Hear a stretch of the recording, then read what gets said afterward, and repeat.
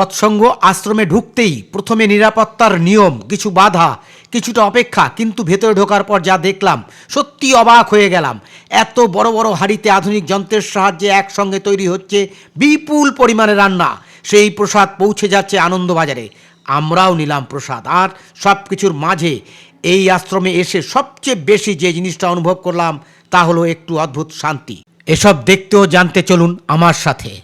দেওঘরের এই জায়গাটিতে প্রতিদিন বহু মানুষ আসেন অনুকূল ঠাকুরের আশ্রমের টানে, কিন্তু আশ্রমের ভিতরে সব জায়গায় কি ক্যামেরা নিয়ে ঢোকা যায়? আজ আপনাদের দেখাবো সৎসঙ্গ আশ্রম, আনন্দবাজারের প্রসাদ গ্রহণ এবং আশ্রমের বাইরের পরিবেশ। তাহলে চলুন আমার সঙ্গে।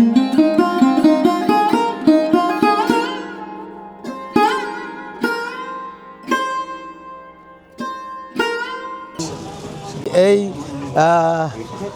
অনুকূলচন্দ্রের এই আশ্রম সারা পৃথিবীর মধ্যে হেডকোয়ার্টার এটা, এবং এদের প্রায় 3 কোটির ওপরে শিষ্য আছে এবং 50খানা দেশে এনাদের এরকম ইয়ে আছে, আশ্রম আছে। 50খানা দেশের উপরে আশ্রম আছে। এটা এনকোয়ারি জায়গা, এখানে সবাই বিশ্রাম করে। এই জায়গাটা দেখতে পাচ্ছেন। আপনি যদি অনুকূল ঠাকুরের সৎসঙ্গ আশ্রম বা দেওঘর ভ্রমণ সম্পর্কে জানতে আগ্রহী হন, তাহলে ভিডিওটি সম্পূর্ণ দেখুন। চলুন ভেতরের দিকে যাই এখন। দেওঘরের এই আশ্রমে ঢুকলেই ভক্ত ও দর্শনার্থীদের জন্য গুরুত্বপূর্ণ একটি জায়গা হলো এই রিসেপশন। এই রিসেপশনের মূল কাজ শুধু তথ্য দেওয়া নয়, আশ্রমে আসা মানুষদের প্রয়োজনীয় সহায়তা ও সঠিক দিক নির্দেশনা দেওয়া। চলুন আশ্রমের মধ্যে আমরা যাই, ভেতরে ঢুকি আমরা। দাদা এইটা কি মাঠ? একটা মাঠ। হ্যাঁ, ফটো তুলছি। জিজ্ঞেস করলাম ওখানে পারমিশন দিল তো, বলো যে যান এখানে তুলবে মৃত্যুঞ্জয় মন্ডল। ওই যে আপনাদের যে সিকিউরিটি আছে, আসুন চলো। দেখুন, ঠাকুর অনুকূলচন্দ্রের আশ্রমে আমি ঢুকে পড়েছি। সেখানে যে মাঠটি আছে খেলার, মাঠটি দেখুন কি সুন্দর মাঠ, দারুণ সুন্দর মাঠ, এবং এখানে পরিবেশও খুব সুন্দর লাগছে, খুব ভালো লাগছে পরিবেশ, অসাধারণ পরিবেশ। একটা কথা প্রথমেই বলি আপনাদের, আমি যখন এই আশ্রমের ভেতরে ঢুকতে যাচ্ছি, মানে রিসেপশনের দরজা পার করে, আমাকে প্রথমেই আটকালো এখানকার যে সিকিউরিটি আছে, তারা বললো যে না, পারমিশন নিতে হবে, নাহলে হবে না। আমি বললাম যে আমি তো পারমিশন নিয়ে এসেছেন। বললো কার কাছ থেকে নিয়ে এসছেন? আমি চলুন আমার সাথে। বলতেই বললো না ঠিক আছে, আমি খোঁজ দিচ্ছি, তবে একটা কাজ করুন, আপনি ভিডিও করুন, তবে ক্যামেরায় নয়, মোবাইলে করুন। তো বাধ্য হয়েই তখন আবার কি করব, মোবাইল দিয়েই এই রেকর্ডিং করেছি, যা আপনারা এই ভিডিওতে দেখবেন। প্রথমেই আপনাকে জানতে হবে যে আপনি কি করে ওখানে পৌঁছাবেন। আমি বলবো ট্রেনে যান, সবচেয়ে ভালো। কি ট্রেন ধরবেন বলছি শুনুন। আমার পছন্দ পূর্বা এক্সপ্রেস 12303, সকাল 8টায় ছাড়ে এবং 11টা 53 গিয়ে পৌঁছায়। আমি এই ট্রেনেই এসেছিলাম। তারপর হচ্ছে হাওড়া পাটনা জনশতাব্দী এক্সপ্রেস 12023, এটা দুপুর 2:05 ছাড়ে এবং 6টা 16-র মধ্যে গিয়ে পৌঁছায়। এছাড়া শিয়ালদা থেকে ছাড়ে শিয়ালদা বালিয়া এক্সপ্রেস 13105, এটা 1টার সময় ছাড়ে এবং বিকেল 5টায় গিয়ে পৌঁছায়। এছাড়া আপনি ইচ্ছা করলে কলকাতা থেকে বাসও যেতে পারেন। এইবার ওখান থেকে অটো নিয়ে নিন। সবার সাথে গেলে 20 থেকে 30 টাকার মতো ভাড়া নেয়, আর যদি রিজার্ভ করে যান 150 টাকার মতো ভাড়া নেয়। এবার রিজার্ভ করে যেতে আপনার সময় লাগবে মাত্র এই 15 থেকে 20 মিনিটের মতো। তাহলে চলুন, এদের যে প্রসাদ বিতরণ করা হয় বিনামূল্যে সেই আনন্দবাজার হলে, চলুন সেখানের দিকে। আরেকটা কথা আপনাদের জানিয়ে রাখি যে এখানে প্রসাদ নিতে কোনো পয়সা কড়ি বা কিছু লাগে না, একদম সম্পূর্ণ বিনামূল্যে। এখানে দৃশ্য দেখুন, মন্দিরের রং সাদা আর নিচে সবুজ ঘাস, গালিচার মতো। এখানে যে আনন্দবাজার খাওয়ার জায়গা, প্রায় এসে পড়েছি আমরা, আর কিছুক্ষণের মধ্যে চলে যাব। আমরা বাদিকে ঢুকলাম মন্দিরের মধ্যে, মানে খাওয়ার জায়গার মধ্যে। এইবার আমরা সামনের দিকে যাচ্ছি, এগিয়ে যাচ্ছি, গিয়ে আমরা বাদিকে যাব। বাদিকে চটি খুলে যেতে হবে আমাদেরকে। আর একটা কথা, এখানে কিন্তু আপনি প্রসাদ নেওয়ার সময় পাতা আপনাকে নিজেকেই নিয়ে নিতে হবে এবং পাতা আপনাকে নিজেই ফেলতে হবে, এটা আপনি মাথায় রাখবেন। এই খাওয়ার জায়গা আসার আগেই আমি বুঝতে পারছি এর যে ব্যবস্থা, বিরাট ব্যবস্থা, বিশাল, মানে প্রচুর লোক এখানে আসে এবং তারা খাওয়া দাওয়া করে, প্রসাদ গ্রহণ করে সকালের দিকে, মানে দুপুরে এবং রাতের দিকেও। এখানে সবাই জুতো রাখছে, ঢুকছে।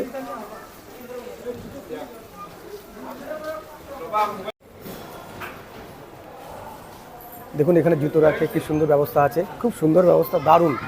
মানে এখানে আসলে আপনার মনে শান্তি লাগবে, এত সুন্দর জায়গা, অসাধারণ জায়গা, অসাধারণ। আমরা খাওয়ার জায়গায় যাচ্ছি, চলুন।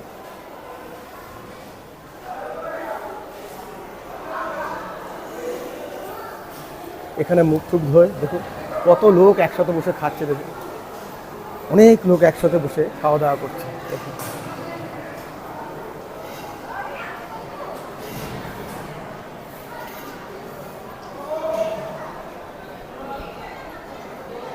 এই জায়গাটার নাম হচ্ছে আনন্দবাজার, তাই তো? দেখুন কত লোক একসাথে মাটিতে বসে প্রসাদ গ্রহণ করছে, সবাই, কোনো ভেদাভেদ নেই, সব একসাথে এক জায়গায় বসে এখানকার প্রসাদ গ্রহণ করছে সকলে। খুব সুন্দর জায়গা, দারুণ সুন্দর জায়গা। এখানে দেখুন ছোট ছোট ট্রলিতে করে সবাইকে খাবার দিচ্ছে, মানে একসাথে কত লোককে দিতে পারবে খাবার। দেখুন সবজি কত ওনাদের, এই যে ভাত যাচ্ছে দেখুন কিভাবে, কত ভাত একসাথে, এদের সিস্টেম খুব সুন্দর। ভেতরে সবজি ফবজি কাটা হচ্ছে, এখানে রান্না হচ্ছে, আর এখানে বসে সবাই প্রসাদ খাচ্ছে, এবং সঙ্গে সঙ্গে পরিষ্কারও করে দিচ্ছে একদম সুন্দরভাবে। এখানে ব্যবস্থা খুবই ভালো, দেখুন রান্না দেখুন। আশ্রমের এই বিশাল রান্নাঘরটির সত্যি দেখার মতো। এখানে একসঙ্গে বিপুল সংখ্যক মানুষের জন্য রান্না করার উপযোগী বড় বড় কড়াই এবং আধুনিক রান্নার সরঞ্জাম রয়েছে। এত বড় পরিসরে রান্না করা হয় অত্যন্ত সুশৃঙ্খলভাবে। বিভিন্ন ধরনের রান্নার জন্য রয়েছে আলাদা আলাদা ব্যবস্থা ও প্রয়োজনীয় যন্ত্রপাতি। এখানে রান্নার এই সুবিশাল আয়োজন দেখলেই বোঝা যায় প্রতিদিন কত মানুষের জন্য খাবার প্রস্তুত করার ব্যবস্থা রয়েছে। সত্যি একটি আশ্রমের রান্নাঘর যে এত বড় ও সুপরিকল্পিত হতে পারে তা নিজের চোখে না দেখলে বিশ্বাসই করা কঠিন। দেখুন ছোট ট্রলিতে করে ডাল যাচ্ছে, আবার এই যে বালতি করে তরকারি যাচ্ছে। এইভাবে প্রচুর লোক একসঙ্গে পরিবেশন করছে বিভিন্ন জায়গায়, যারা বসেছে তাদেরকে পরপরভাবে দেখুন ভাত দিচ্ছে।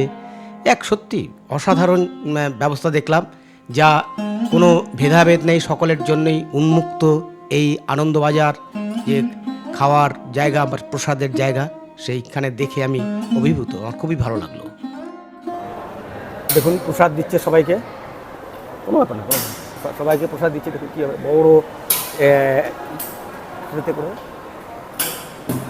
যদি দেওঘরে ভ্রমণে আসেন তাহলে আমি বলবো অবশ্যই একবার এই সৎসঙ্গ আশ্রমে ভ্রমণ করে যান, দেখে যান, অবাক হয়ে যাবেন। রান্নাঘর দেখলে আমি অবাক হয়ে গেছি, আর এদের ব্যবস্থা দেখলে অবশ্যই ঘুরতে পারেন এখানে এসে।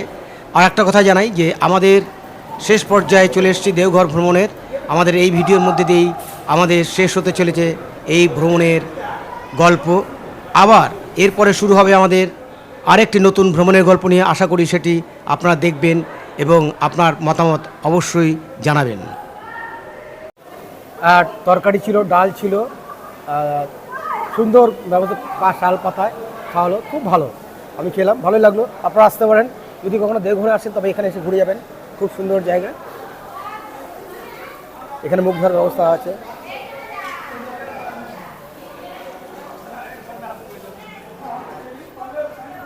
এখানে কি রোজ এরকম খাওয়ায় দাদা? রোজ এরকম খাওয়ায়? রোজ? আরে ওপরেও হয় তখন? কটা থেকে কটা অবধি খাওয়া দাওয়া হয় এখানে? 11টা থেকে হ্যাঁ, 2টো সকালে। আচ্ছা, রাতে 8টা থেকে 10:30। ও রাতেও আবার হয়? রাতে এই ভাতি? ও হো, দারুণ, থ্যাংক ইউ। আপনার নাম কি? Thank you.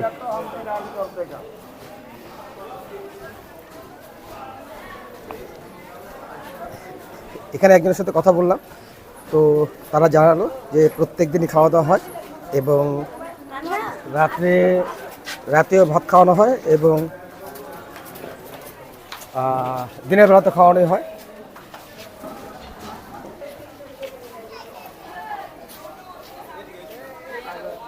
জেনারেটর এটা।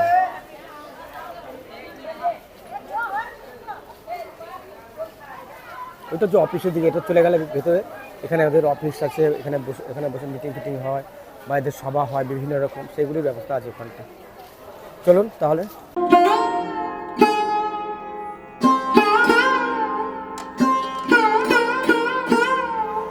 এদের কীভাবে ঘর বুক করতে হয় সেগুলো আমি জানিয়ে দেবো, আমার ডেসক্রিপশনে লিঙ্ক দিয়ে দেবো, আপনারা সেইভাবে বুক করে আসতে পারেন। তবে একটা কথা, এখানে যদি আসতে হয় তবে তাকে একজনকে, মানে আপনারা যদি 5-7 জন আসতে চান অন্তত একজনকে শিষ্য হতে হবে, নাহলে পরে এখানে আসতে পারবেন না, ঠিক আছে? এই হচ্ছে নিয়ম। এই বিশাল জায়গা আপনার দেখালাম যে রান্নাবান্না কীভাবে হয়, মানে একটা বিরাট কর্মযজ্ঞ চলেছে এখানে হচ্ছে, এবং অনুষ্ঠান হলে লক্ষ লক্ষ লোক এখানে প্রসাদ পেয়ে থাকে। আসতে হলে মানে এখানে যদি থাকতে চান তাহলে অন্তত একজনেরকে এই আশ্রমের শিষ্য হতে হবে, তার থ্রু দিয়ে বুক করতে হবে, এটাই আমি বলতে চেয়েছি। এবং তিনি যদি বুক করেন তাহলে তার সাথে আর যে কজন থাকবেন প্রত্যেকেই আসতে পারবেন। আগামী দিন আমাদের সকালে ট্রেন 8:46-এ, তো আমরা এখান থেকে বেরিয়ে যাব। তো আজকে বিকালে একবার মন্দিরের দিকে যাব, ওই যে বদ্রীনাথ মন্দির, ওখানে দেখবো একটু, কারণ এখন অনুষ্ঠান চলছে তো শ্রাবণ মাসে, ওখানে প্রচণ্ড ভিড় হয়। এখানেও তার প্রভাব এখানেও পড়ছে, এখানেও লোকে আসছে দেখতে, এখানেও প্রচুর ভিড়। তো আমি বলবো যদি কখনো আপনারা আসেন এই বৈদ্যনাথ ধামে, অবশ্যই এই ঠাকুর অনুকূলচন্দ্র আশ্রমে একবার ঘুরে যাবেন। এখানে ঘুরলে আপনাদের ভালো লাগবে। বেশি দূরে না, মাত্র 50 টাকা নেয় অটোতে, রিজার্ভ করে আসলে, ঠিক আছে? আর পার হেড 20 টাকা করে নেয় যদি 4-5 জন থাকেন তবে, আর একজন বা দুজন দায়ী থাকবেন 50 টাকা করে নেয়। আপনারা যদি এর আগের ভিডিও এখনও দেখে না থাকেন আমি বলবো একবার দেখতে পারেন। এর আগের ভিডিওতে ত্রিকুট পাহাড়, তপোবন, বাসুকীনাথ ধাম, নরাখী মন্দির, নন্দন পাহাড়, এই সমস্ত ভ্রমণের অপূর্ব দৃশ্য দেখতে পাবেন। এবং আমি ডেসক্রিপশনে এর লিঙ্ক দিয়ে দিলাম, দেখে নিতে পারেন ইচ্ছা করলে আপনারা। এই মাঠে কি খেলাধুলা হয়? কারা খেলেন? আপনারা? हम लोग नहीं खेलते हैं, आश्रम का जो लोग वो खेलते हैं। আসাম বললাম তো খেলে ওরা, ফুটবল খেলা হয় তাই তো? फुटबॉल होता है, হ্যাঁ, फुटबॉल ही होता है। ভালোই হতো হয়। আর এই যে যে যে যে খাওয়া দাওয়া হলো যা আনন্দবাজারে, এ কি রোজই খাওয়া দাওয়া হয়? हाँ रोज আচ্ছা, কোনো দিন বাদ যায় না? রাত্রেও হয়, রোজও হয়? টাইমটা বলবেন একটু, কখন থেকে? टेबल सुबह होता है 8 से, सुबह होता है 11 से 2, হ্যাঁ, और रात में होता है 8 से 10:30। Thank you. হ্যাঁ, খুব ভালো লাগলো। আপনার নাম কি আছে? रोहित कुमार। আমাদের দর্শন শেষ, আমরা বেরিয়ে যাচ্ছি এখন। তবুও একবার মন্দিরের দিকে ফিরে তাকাই, একটু এগিয়ে যাই, দেখি কখন এর গেট খোলা থাকে। এর গেট খোলা থাকে কখন সেটা আমি দেখাবার চেষ্টা করছি।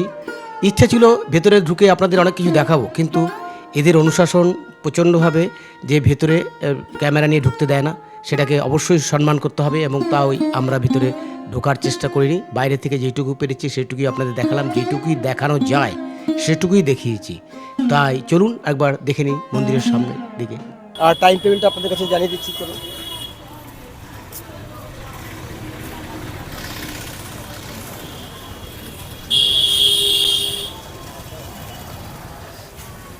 এই সৎসঙ্গ আশ্রমের ওপেন হয় হচ্ছে সকালে, যে প্রভাতী ওদের প্রে থাকে, প্রার্থনা থাকে, তখন থেকে 12টা অবধি।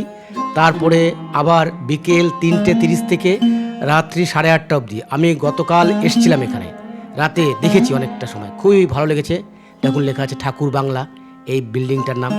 এই ভেতরে সেদিন কালকে ওদের একটা সভা চলছিল, দেখুন কি দৃশ্য, দেখুন অপূর্ব। সামনের দিকে এগিয়ে গেছি, আমরা এখান দিয়েই ঢুকেছিলাম এবং খুব ভালো লেগেছে। রাত্রেবেলা সেই দৃশ্য, একটা সভা চলছিল ওদের, সেই সভায় অনেকক্ষণ বসে শুনলাম, দেখলাম, ভালো লাগলো। আপনাদেরও বলবো যদি কখনো দেওঘরে আসেন অবশ্যই একবার এখানে ঘুরে যাবেন।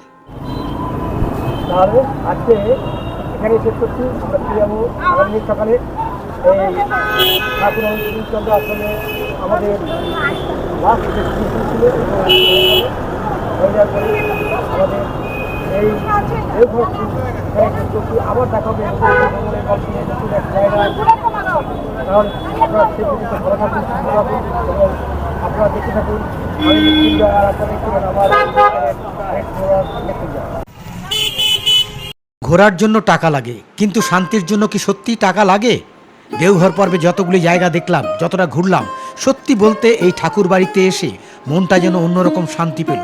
চারপাশের পরিবেশ, মানুষের ভক্তি আর এই পবিত্র জায়গার আবহ কিছুক্ষণ যেন সব চিন্তা, সব ব্যস্ততা থেকে নিজেকে ছড়িয়ে নিতে পেরেছিলাম।